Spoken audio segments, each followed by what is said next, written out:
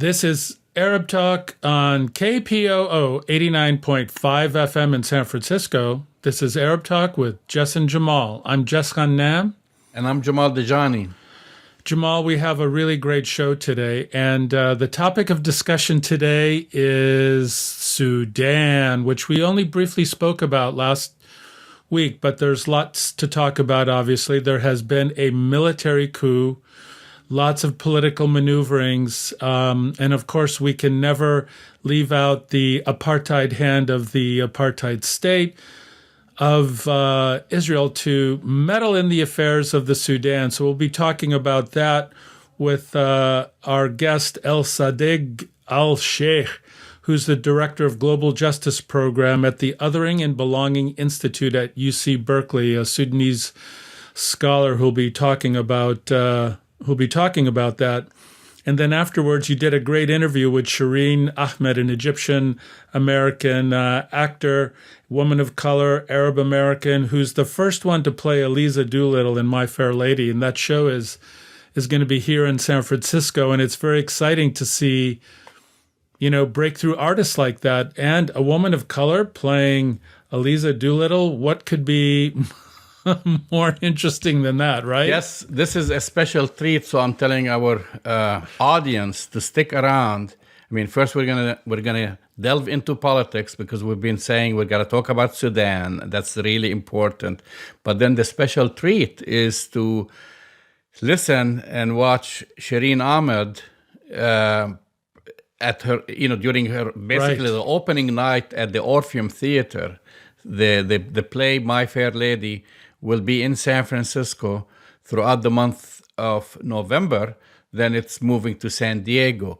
So we're addressing our audience in the Bay Area.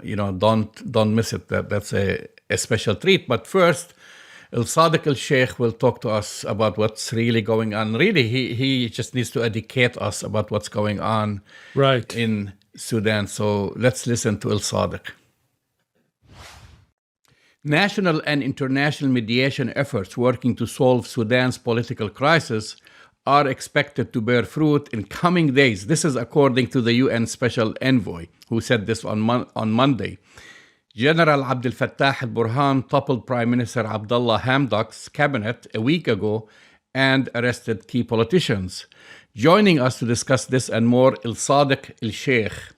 Elsadig Elsheikh is the director of the Global Justice Program at the Othering and Belonging Institute at UC Berkeley, where he oversees the program's projects on corporate power, food systems, forced migration, inclusiveness index, Islamophobia, and human rights mechanism, and manages the Shahidi Project and Denial Project. Welcome to Arab Talk, Elsadig. Thank you so much, Jamal. Thank you for having me. So the general leading Sudan's coup, Abdel Fattah Burhan, has vowed to usher the country to an elected government. But he appears intent on keeping the military firmly in control. Do you believe that General Burhan will give up power to civilian administration? Absolutely not, unless he faces pressure. But let me walk your audience through what exactly happened in Sudan. In Sudan, what happened on Monday, October 25th, is a military coup. But this time, military coup perpetrated by a faction within the transitional government. So for your listeners to understand even more comprehensively, we have to go back a little bit, 2 years. What happened 2 years prior to that, or 3 years? So in 2018, in December, the Sudanese people went in massive demonstration and civil disobedience and sitting to oust the former dictator Omar, who ruled Sudan for 30 years.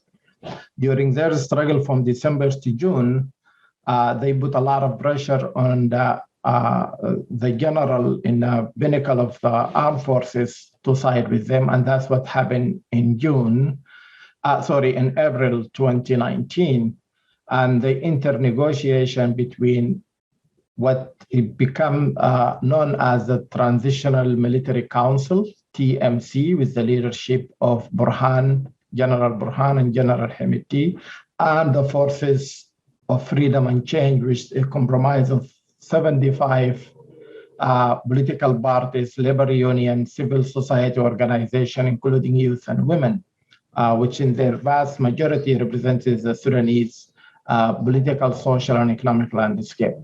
That negotiation led to an agreement signed on August of 2019 and ushered in a transitional government that to lead the country from the dictatorship into a democratic role, and signed by the military council and the Prime Minister Hamdok and Freedom. Sorry, not Prime Minister. At that time, he wasn't a Prime Minister. Signed by Freedom and Change coalitions, and that dictated that they will have a government and a Supreme Council. And I can go to more detail about what the difference between the Supreme Council and the government, because there is a difference. Right. Briefly, what's the difference? So the Supreme Council include 11 people, 5 of them from the military, including General Burhan, and 5 civilians from the Forces of Freedom and Change, an additional 1 person elected or selected by both of them. The Sovereign Council operates as the presidency of the country. We are a republic, so it has doesn't have enforceable or executive power, just a symbol of the state. And the Freedom of Change will select a prime minister, will nominate a prime minister, and the prime minister in his or her own will select his own or her own cabinet. And that's what happened. So we have a government led by Dr. Abdullah Hamdok, and a council operate as a presidency, but have no legislative or executive power. And that's where his General Burhan is. Mm-hmm. So the United States froze $700 million in direct assistance to Sudan's government in response to the coup. And American officials have been demanding that the Sudanese military immediately release civilian leaders and restore the transitional government. I mean, what's at stake here? Does the United States have a role to play or interest in restoring law and order in Sudan, or just lip service? This is for the first time was a very positive news coming out, not only the U.S. administration, but indeed from all the international community. So the United Nations Security Council issued the same request, return to civilian rule or to return to prior to the October 25th. The African Union suspended Sudan membership, which is also will block any financial assistance to the country until they return back to civilian government. The IMF, the World Bank, the government of United States, the 700 you mentioned, 700 millions, but there's also the European Union and major leading international human rights organizations. So you could see that they lost a very golden opportunity in terms of the support that will put in the country. And I have to mention this, besides the $700 million that the US government promised to send to Sudan, is also there is 90% of the Sudan external debt, which is $60 billion, being promised to be forgiven and restructured. And now, and thus including all the entities I mentioned, they said they are reluctant to do so until the return of the civilian government with the leadership of Hamdok in particular, and release all the cabinet member and political detainees and to start the civilian rule of the country. Well, that's actually what's going. That's leading to my next question, because as you know, there's a major or severe cash shortage in Sudan, as most banks and cash machines remain closed after the military coup. About 90% of bankers were taking part in civil disobedience campaign. This is what I've been reading, according to Ibrahim Abdel Rahim, who works at the Workers' National Bank in Sudan. So then there is other reports that the general is also well connected, like with some Arab countries. And so there is the question, for example, one, we know, are we going to see a total economical collapse in the country? Or do you expect, for example, some Arab rich countries in the Gulf will step in and support the general? So I appreciate this question because it's really a found one. Let me answer it in two ways. One, why the bankers and civil servants are why we have economic or cash shortages. In reality, we don't, but because of the civil disobedience and general strike, which is an amazing thing, that's now most of the official state and private sectors are operating with extreme minimum personnel. And that will contribute to some economic difficulties. But that's what the Sudanese people choose to do. It's civil disobedience. The Sudanese people tried this so many times, and always they had success to force military plotters and military coups actually to listen to them. And the second part of your questions, whether some wealthy Gulf country intervene and providing some financial assistance. In reality, this is one of the reasons why we had the coup, because the United Arab Emirates, Saudi Arabia, with the cooperation of Egypt, and behind them the State of Israel, all of them, they suggested that they could fill the financial gap for the military takeover. And I here have to be very precise in my language. It's not even the military who take over. It's the transitional military council. Because today we've seen from Twitter and Facebook and social media that is blocked in Sudan, but some images came out that a low-ranking officer in the armed services, they rejecting the coup themselves. And they asking the TMC, Transitional Military Council, to release Abdullah Hamdok from his house arrest and to enter negotiation and to return power to the civilians. And I have to remind you here, Jamal, that on October 17, according to the declaration, the constitutional declaration, that agreement I mentioned earlier, the military council is supposed to give the leadership of the sovereign council, the presidency, to the civilians, because they run it now for 21 months since August of 2019, and now the turn of the civilians, and that's what happened. So in terms of economic hardship, the Sudanese people facing economic hardship for multiple reasons, but this military coup is an additional one. And the Sudanese people, when we saw them coming out on Saturday, hundreds of thousands people said is a million march that all of them demand. They said, regardless of the economic situation, still we're going to occupy the street till the return of the civilian rule. So talking about foreign intervention, I mean, I'm always suspicious of foreign intervention to anything that happens in the Middle East. We saw with the Arab Spring and elsewhere. So this is according to the Israeli Jerusalem Post, and it's quoting Israel's Walla News. It says that an Israeli delegation secretly visited the Sudan's capital, Khartoum, last week. The delegation, which reportedly consisted of Mossad representatives, met with Sudanese military personnel, most notably with Mohammed Hamdan Dagalo. What role does Israel play in what's going on in Sudan? Well, this is not even a secret news anymore. I mean, in 2020, General Burhan met with former, at the time, Prime Minister of Israel, Netanyahu, in Uganda.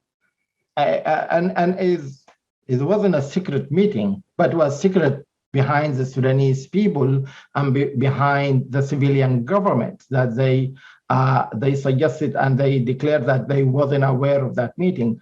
But the meeting, as you might know, through living here in the United States, that prior to the elections, the administration of Donald Trump put a lot of pressure into the Sudanese government to enter a normalization process with the state of Israel. And in return, they will uplift Sudan from the list of countries harboring terrorism. So, and that's a pure realpolitik. So the intervention in Sudan, and in particular the intervention of the state of Israel into the African continent, is very well documented. Just a couple months back, the African Union rejected or tabled the request of Israel to be a monitoring state for the processes in the African Union. That's after, by the way, a lot of international condemnation and campaign and pressure from South Africa, etc. They decided to do that, but they almost let them in. And it's still tabled, it's not finalized. But you ask about what I make of that. So the Israeli press make also known for us a month ago that they will prefer General Burhan and General Hemeti, Mohammed Ahmed Tagalu, more so than Prime Minister Hamdok. And the reason they gave that he is more willing for normalizing the relationship because Prime Minister Hamdok rejected the idea. He said his government and this transitional government as a whole, military and civilian, they have no right to make that decision. The only people can make that decision is the elected Sudanese parliament, which we don't have now. So they said, therefore, I cannot say yes or no. It's not up to me. And it seems the state of Israel, with the alliance of United Arab Emirates in particular, they try to circumvent the Sudanese people desire of rejecting any normalization with the state of Israel to solve the Palestinian questions. We don't have Guam with Israel. Our problem with Israel is occupying territories. So till they remove themselves from the occupation of 1967, I don't think any Sudanese in their right mind, they would like to enter a relationship with a country that occupy and colonize other people's land.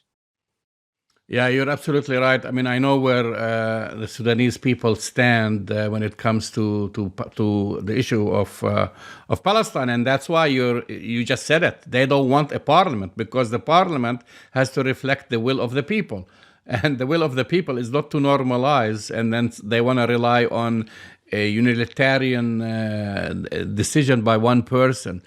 So, in your opinion, what's next for Sudan? What do you expect is going to happen in the next few days or months? I mean, where are we heading to?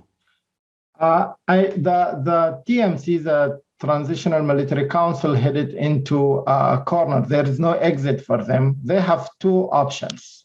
Option one, to go and in bloody massacre campaign against the Sudanese people, which is very difficult to do. The second is to result in an inter-negotiation and giving back the power to the civilian rule. And I'm extremely optimistic for a very particular reason, that we've seen the Sudanese people revolted time and again, that they rejecting across the political spectrum. I mean, this is fascinating to see the left, the center, and the right, all of them agree on one thing: we want civilian rule, period. There is no other but or any other addition. I myself, for example, I have my own critique against Prime Minister Hamdok government, but I have no illusion whatsoever. This is the path we chosen by our people, and we will follow that path of rule of law, democratization, till we till we hold our free and fair elections, and we return to the civilian rules. This is not negotiable. But actually, our people have a very specific demand that not only to return the civilian rules, free all political detainees, but actually to trial, to remove General Burhan and General Hemeti from the Supreme Council and to trial them because they attempted military coup. So, briefly, do you think General Burhan will give up power peacefully? Nobody will concede power peacefully unless under pressure, and I think he will. There is five proposal for solving this conundrum, and they entertain it. And Burhan himself came out in the national TV. He said, "I would like to return back of the Prime Minister Hamdok. He can lead his own government." But that's the challenge now. Hamdok rejected. He said, "No, you can't be part of it." Elsadig Elsheikh, thank you for coming and educating us on Arab Talk. Thank you so much, and looking forward to engage with you in the future. That's the voice and the face of Elsadig Elsheikh, Sudanese scholar at UC Berkeley. Jamal, he broke it down beautifully. And, it's amazing when we talk about Sudan and the complexities there. This is not the kind of analysis that we're hearing anywhere in the media, mainstream media, or even in the outside media. We don't see this level of detail frequently. So it's really refreshing to hear the Sudanese voice from a Sudanese American scholar give us some insights into what's happening in the Sudan right now, which turns out to be very complicated as usual. It is very complicated, as you know. General Abdel Fattah al-Burhan toppled Prime Minister Abdullah Hamdok a week ago and arrested key members of his cabinet, and we know it's in the news somewhere. It's not really been discussed in details.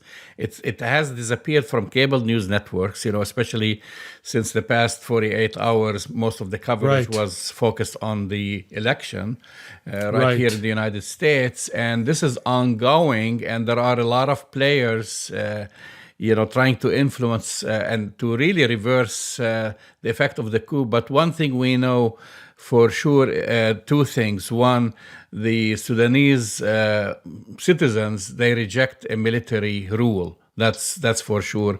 The other thing is they reject normalization with Israel, which has been forced on them. And so that will be interesting to see how it will play out. You've been to Sudan, Jess. What's your impression?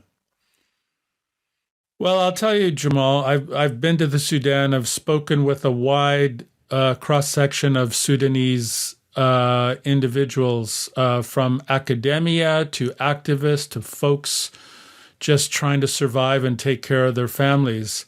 And this was one of the most interesting things that I heard, is that the kind of rumblings of normalization with the apartheid state of Israel, I couldn't find a single person who supported that.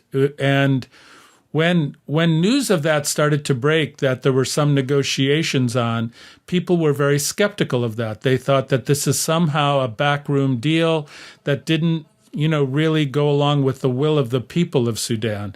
And so, as it turns out, the people of Sudan were quite right about that. The plan to so-called normalize relations with an apartheid state like Israel was done by forcing the Sudan economically and threatening them with economic sanctions, not to lift the sanctions unless they, normalized relations with the Israelis. So, of course, that was going to backfire.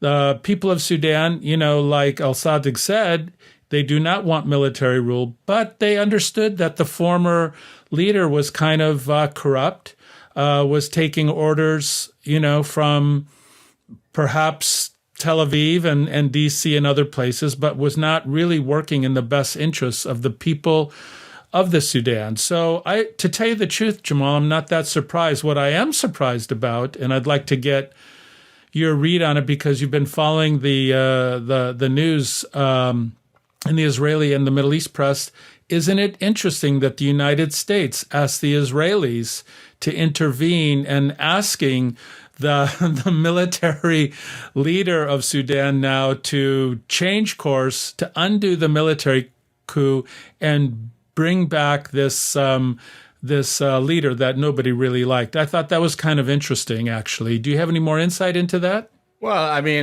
what's more to add than the Israeli Mossad is in and out of Sudan for the past Exactly. several months. In fact, they've met with the current military leadership there. So it's kind of ironic to see the United States, which initially offered to give millions of dollars to Sudan, and now it kind of froze what it was supposed to be giving them, not to use its own leverage, but rather to ask Israel, like in other words, Israel has more leverage on Sudan, in Sudan, to ask them to see if they can reverse the outcome of the coup. I mean, that's kind of the language.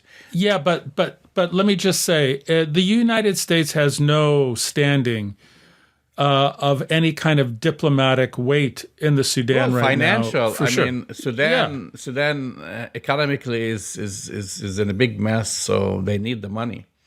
Yeah, they need the money, but as you said, and as this reporting indicated, they don't have the standing to actually go to the military leaders right now and say reverse course. They're relying on the Israelis. And you brought this up last week, and I also think it's important. Like 2 days before the military coup happened in Sudan, the Feltman from the State Department, the U.S. State Department, happened to be there, trying to continue to work out some sort of diplomatic rapprochement between the United States and the Sudan. And of course, they knew this was coming. He wasn't surprised at the situation. He leaves Sudan. 2 days later, there's a coup. So what does that tell you about the Sudan's feeling of trust and trusting the United States to look at their best interest? They obviously don't. But I will tell you, and you are right about this, the people of Sudan do not want military rulers forever. That's for sure. But they also don't want a ruler who's going to act in the best interests of an apartheid state or other actors rather than the people of Sudan. So I will look forward to seeing what happens in the future. I mean, the military government has said that they will hold free and fair elections in the Sudan in 2022. So, time will tell, right? We'll keep an eye on this, and on this topic, because this is we're following on a story that we've discussed last week. The Israel declaring 6 Palestinian NGOs as terrorist organizations, despite condemnation from the United Nations, condemnation from the international community, including members of Congress right here in the United States. Well, guess what? So the big story, is there is actually an investigation by an online publication, 972, Local Call, and The Intercept. They got hold of a classified Shin Bet dossier, as well as hundreds of pages of summaries in Hebrew of Shin Bet and Israeli police interrogations of 2 Palestinian accountants, which Israel based its whole concoction on. Wow. Saeed, of course, they're we know what happens when you get interrogated by Israel. You're subjected. Well, you get tortured. You get tortured. Yeah, you get tortured. So these 2 guys, Saeed Abdat and Amro Hamouda, both men work for a Palestinian organization that was not even listed by Israel. That was not on the list that Gantz, right. Benny Right. Gantz, the Israeli defense minister, who designated the 6 prominent Palestinian human rights groups as terrorist organizations. And a lot of omissions from their testimony, basically. They put this concoction, Israel has been working on this for a long time. They took this document, sent it to the European Union, to the Europeans, different countries, which is basically based entirely on Abdat's and Hamouda's testimonies, under duress, under torture. And the Europeans refused it. They just said, we're not convinced. We are not convinced. Of course. Because the dossiers contained 9 fake receipts issued by the health work committees, as well as an audio recording of Hamouda in which he allegedly admits to forging these receipts. But Jamal, I mean, we can speak about this for hours. Yeah, yes. but hours. It's an insult to the Europeans. It's an insult to the intelligence of anybody who understands the dirty games that the Israelis play. But we know, and I know this from my own work, when you torture somebody, you can get them to say anything. And people who are being tortured will say anything to stop the torture. So the fact that these so-called admissions were obtained by the Shin Bet under torture, everybody should be skeptical about it. But my question and my statement, frankly, is, okay, the Europeans didn't accept it, but the Americans accepted it. I don't think the Americans accepted it, Jess. I think they're just kind of trying to avoid confrontation with Israel. No one is convinced. I mean, this is according to multiple sources. Israel's dossier failed to convince European officials that the organizations were indeed linked to either the PFLP or any violent activities. These, as we've talked about last week, these organizations receive funding from the United Nations, from the EU, and from the United States and from Canada the USAID, and right? And you know, they go through extensive vetting process, right? And this concoction is just like no one is buying it, and there's a lot of pushback. I don't know what's going on behind the scenes, but every day, like now, since we spoke about it last week, now we're getting all these secret communications by the Shin Bet and Mossad and about what happened during the interrogation. You know, they're just basically building this whole case on two accountants who are under duress, who didn't work in any of these organizations to say, oh yeah, they're funneling money to the PFLP or something like this. It's nonsense. Everybody knows that. It's nonsense.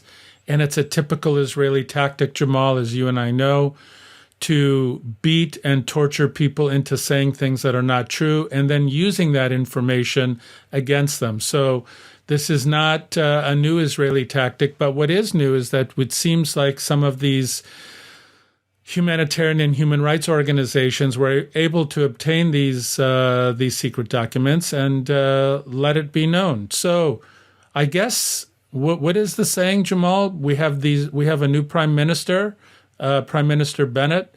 What is the saying? Old wine in new bottles. It's the same old Israeli politic, the same old apartheid oppressive politic, the same attempt to undermine Palestinian civil society, still using torture, which is banned internationally. And to me, it sounds like the same old apartheid Israel as before. Yeah, because that's the last line of defense. They want to silence organizations, in particular human rights organizations that document and bear eyewitness to all what's going on the ground. And it comes at a time where all eyes are now on Israel, major recognition by human rights organizations, Human Rights Watch, B'Tselem, others, that Israel is an apartheid state. Investigations that are undergoing in Canada and elsewhere about settler organizations who funnel money. So that's kind of like a way to create this big smoke and mirror and distraction and say, look, Palestinian society, basically they're saying Palestinian human rights organizations, Palestinian civil society, they practice terrorism. I mean, it's insane, but I think you always say that this is one, they're pushing their luck. They're going too far. Yeah, well, I say they're overplaying their hand. Yeah, they're overplaying their hand. Yeah, as usual, which is a typical Israeli political tactic. They feel that during this kind of chaotic period in American politics and the destructive American politics that are coming from a lot of different sources, it's a keen opportunity to continue to attempt to shut down Palestinian civil society and extend the occupation. And by the way, we don't have time to talk about it today because we're going to talk about Eliza Doolittle. Well, I mean, just quickly, the last thing, this also comes at a time when just yesterday the U.S. Commerce Department added the Israeli spyware firms NSO Group and Candiro alongside companies from Russia and Singapore to its entity list for activities contrary to the United States' national security or foreign policy interests. Hey, hello. How long Wake have we up. been talking about this, about Israel? I have one word. One word, Jamal. Pegasus. Pegasus. Pegasus, Weinstein, Epstein, you name it. These guys, All of them. they're all Well, over. We'll talk about yeah, it but in more details probably next week as next we week, find but out more. one more name, unfortunately, Jamal Khashoggi, who died at the hands of, this spyware. So, anyways, yeah. So Eliza Doolittle, Jamal, is Eliza Doolittle a woman of color? That's news to me. Well, just this is a special treat, as I've said early on in the show, to listen and watch the main character. I think people will find her amazing. Shereen Ahmed, Egyptian American rising star, I would say, playing this role. I think it's a big deal. It is the a big Orpheum deal. No, it's a Theatre big deal.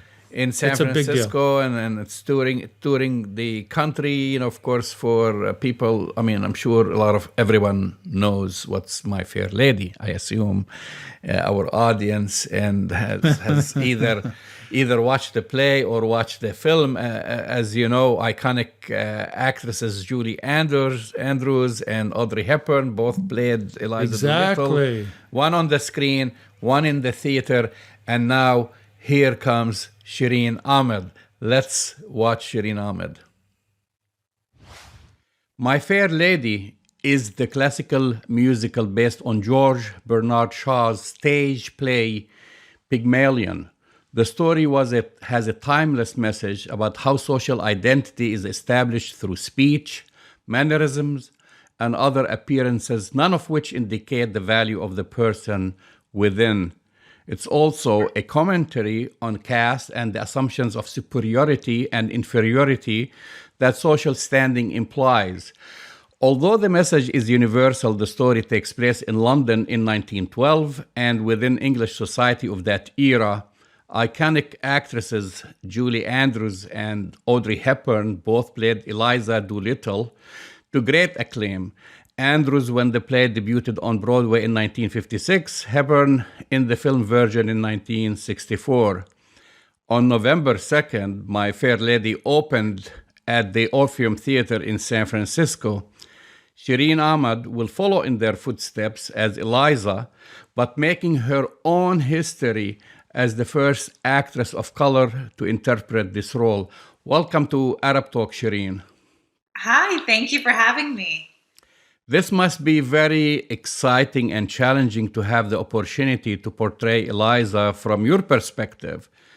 Do you have a different insight into the character apart from the way it has traditionally been played?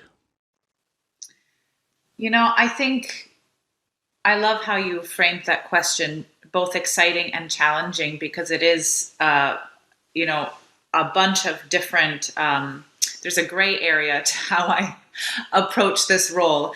On one hand, Eliza is extremely difficult and challenging to portray vocally, physically, and also, bringing Eliza's story into 2021, surprisingly is not so challenging because Shaw's writing is incredible and still applies today. The issues at hand are still the issues at hand that we face today.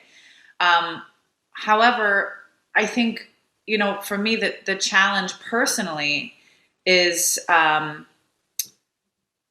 representing my community and carrying the torch, for lack of better terms, as being the first woman of color to play Eliza on Broadway. That's a lot of pressure. That's a very big responsibility to carry. And at first, I'll admit, it was difficult and something challenging for me to wrap my head around. But as I move forward, I realize it's bigger than me. It's not about me and my performance. It's about the opportunities at hand now. And the door is open now. And more interpretations of the story can be seen, not just by an Arab American, but by as many different kinds of people as possible. So, I carry that with me every day on stage, knowing that now that I'm able to open that door, other people in the audience can now step in those shoes. I mean, you obviously, this is very obvious from your answer, but you always mention proudly that you are the first woman of color to play this role. Does your Egyptian heritage play a part in how you interpret or choose roles to play? I'd say in regards to Eliza's background informs how I interpret Eliza. And so, yes, there is this area where, the actor and the character kind of come into this really interesting mix. And so, yes, Shereen and my background does influence how I portray Eliza. However, in order for me to be true to the story, Eliza's ethnicity, race is never referred to in the show, which gives so much opportunity to me as an actor to portray her just as me. But in terms of other roles and other stories, I tend to tread away and tread carefully about how Arab women in particular are portrayed in movies and film and in musical theater. We're connected and we're kind of like sealed into this really tight box. And so I'm interested in breaking out of that box and breaking the stereotypes and doing interesting dynamic characters that don't necessarily lead into those stereotypes that we're stuck to. I was looking into your background and I noticed that you majored in anthropology and criminal justice. However, Yes. you must have been passionate about acting all along as well. Are your parents actors, singers? I mean, what influenced you? It's fascinating. So I don't come from a family of actors or singers or creatives. I'd say what influenced me was just the storytelling. I mean, I do come from a family of storytellers. They're great, sitting around the table and telling stories about our family or past events that happened. And one reason why I went into criminal justice was because I was able to better understand the difficult choices people had to make and the consequences that came from it. So, I did an internship at the mental health court in Baltimore City. And part of my internship there was sitting and listening to these inmates' stories for hours, from childhood to the moment that I have met them. And I gained so much insight, and all of that information I carry with me on the stage. And, it's still a passion of mine, of course, but acting and singing and storytelling is one way of me being able to connect us all together and learn from each other. Storytelling is a way of learning lessons and figuring out how to survive this wild world that we're in. So I'm very grateful to be able to do that. I mean, do you feel when you're on stage, that's what you're doing? You're actually telling a story? I mean, does this help you from stage fright? I mean, I can't do it. I'll be frightened to death. Eliza in particular, she's an incredible teacher to me. And I always try to live my life with a growth mindset that I'm a student of the world. And Eliza's my teacher at the moment. And so through her, I feel like I can move through that fear more easily than I would have been able to if it was just me. And when I approach work in that way, I know if I'm learning from this character and from the story, I know the audience is learning from that character and this story. And so, I really do believe that the stories we tell are ways for us to learn. And that's what happens with the best stories. And Shaw, his writing is just so incredible and so layered. The interpretations are endless. And so that keeps me discovering every night. Just to clarify to our audience, does the story in this version take place in London as well? It does take place in London. Everything is still the same. We've added some text from Pygmalion, which is really exciting. And I think audiences are going to be really surprised at how current this story is. So when did you decide to really dedicate yourself to acting completely? You said, that's my future. My story is wild. I'll tell you a little bit. So I was going to school for criminal justice, of course. I graduated in that degree, but during that time, I was doing a lot of community theater. I was singing on the side. I never got paid for my work. It was just a passion and a love for me. And after I graduated, I had a conversation with my dad, and I said, I have to see if there's something to this. And he gave me his blessing, and I went to New York. And I did a contract on a cruise ship, and I was like, there's something to this. And by the time My Fair Lady came around, I had just come off of a contract on the cruise singing as a lead singer. And I was in New York for 2 weeks, and there was an open call for My Fair Lady.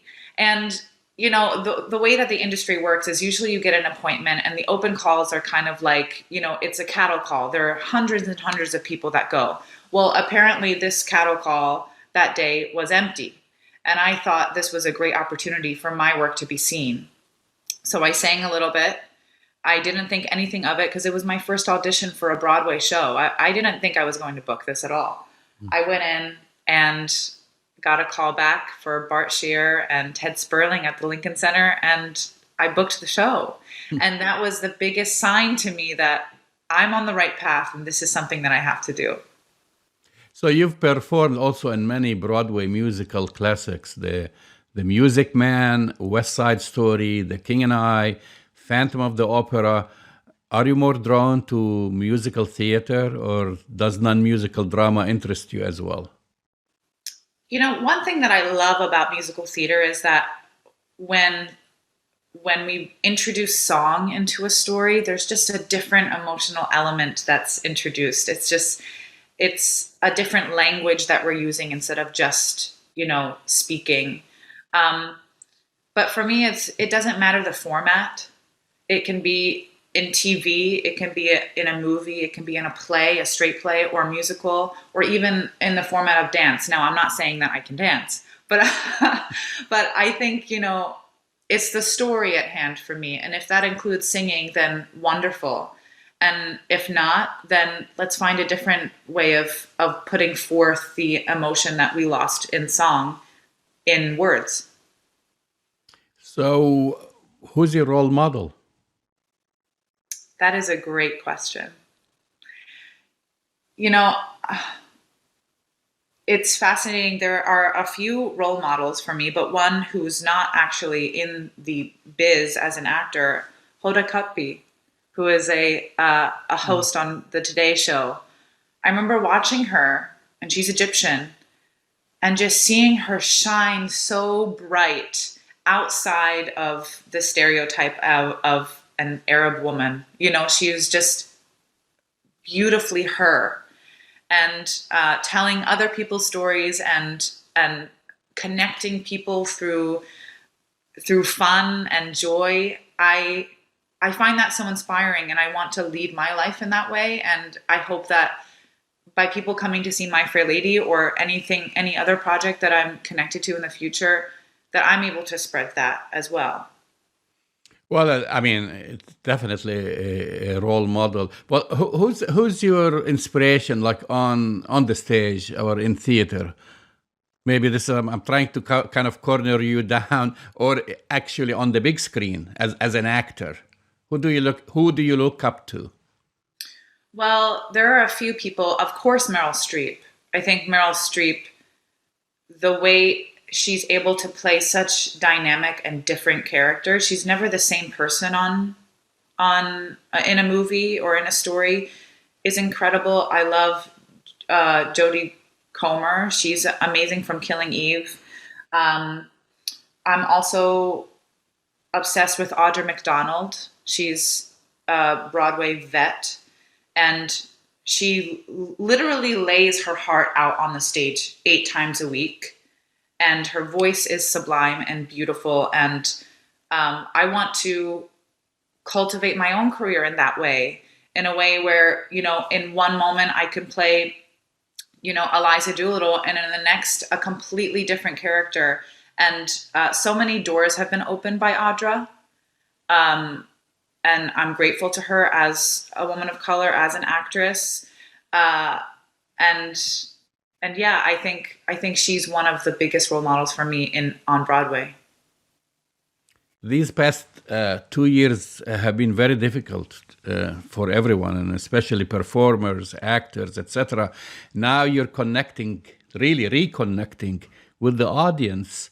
Do you notice a difference? I mean, I know this is opening night in San Francisco, but you've performed before, and after San Francisco, you're going to San Diego and so forth. Have you noticed a difference in the audience attitude now that they can come and see you live and not just stay at home and watch things on TV or on Zoom? Oh, yes. I think, the privilege to be able to be in the same room with a group of people and experiencing one moment in time, it feels like, it's the energy is kinetic, like it's electricity, and it's unlike anything I've experienced before. It's all, the audience really leads us on stage. We have this relationship between the actors and the audience and where the show goes. And the audience just feels so much more like there's so much gratitude between the actors and the audience to be together again. And, I love TV and film, but Netflix can only take so much of my soul. Everyone's soul, I think. We feel like we've been prisoners to Netflix. Yes, exactly. And to see live performance again is a gift, and it feels very special. And it's interesting because, Bart and the team and the company of My Fair Lady, the show was landing differently as well for the audience because of how of all that we've experienced for over the 18 months, and so we made some changes from tour 1.0 pre-pandemic and now. And what's really important, and it was a great reminder to us as actors and people in the industry, that how do we serve the audience that is walking into the room now? And why do they have to hear this story today? So that really took a different direction for us. And I really feel like the My Fair Lady we're putting up today is potent, and the audience responds to that in a really, really beautiful, electric way. I'd love to ask you to sing one part of one of the classic songs. You don't have to do it from My Fair Lady, Loverly or Without You. Would you like to do that? Of course, I'll sing a little snippet of Loverly. Okay, that's great. All I want is a room somewhere far away from the cold night air, with one enormous chair. Oh, wouldn't it be lovely? Beautiful. You really amazing. So to all our audience in San Francisco and the Bay Area, don't miss out on seeing Shereen Ahmed in My Fair Lady at the Orpheum Theatre in San Francisco.